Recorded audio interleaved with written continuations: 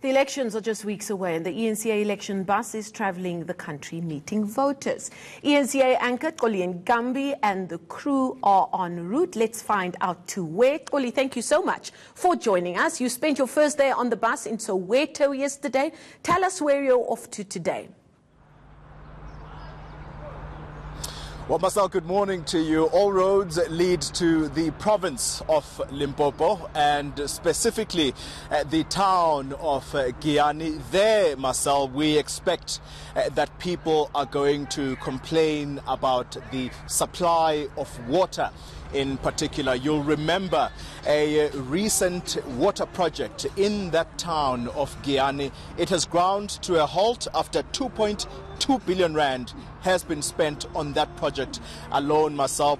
That particular project, the Giyani water project, is meant to supply 55 villages in that town of Giyani alone. But those villages, to this day, as we understand it, that water has not been supplied there. And what are the issues as to why it's incomplete? Corruption and mismanagement. And under whose watch did that water project ground to a halt? Well, none other than Nomvula Mokonyane, the former Minister of Water and Sanitation. I remember his colleague in cabinet now, Marcel, he was delivering his midterm budget speech in Parliament, that's Tito Mboweni.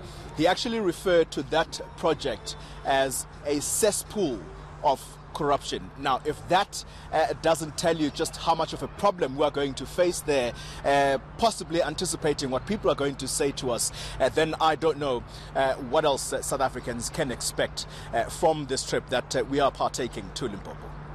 Now, that question around that water project, a very important one, I suppose. One of the major questions you'd also be asking as you continue on this roadshow, if people understand that there's a correlation between the failure of these services that needs to be delivered to them and their connection to those that they have voted into power.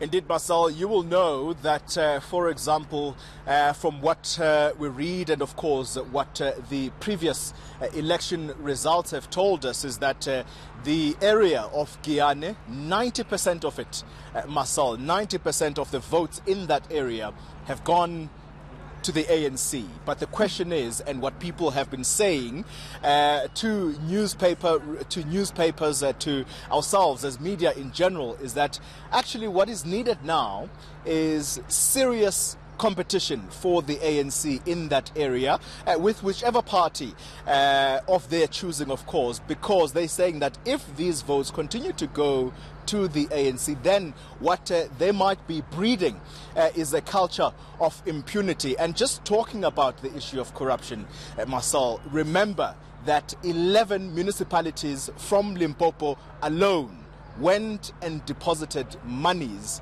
into the now defunct VBS Mutual Bank. And you can imagine service delivery, how much it has been hampered because most of those municipalities, just in Limpopo alone, lost upwards of 1.2 billion rand. And so the services that would have been delivered, that money would have gone to really very, very important service delivery issues. But those monies now completely lost to the communities there. So that's just the issue that some of the people we anticipate are going to tell us in Limpopo. Well, we look forward to you bringing those stories to us. Xoli Mngambi, our anchor, who is on that election bus. He's larger than life on that bus behind us. So do look out for them. They're on the N1 at the Petro Port there on their way to Limpopo.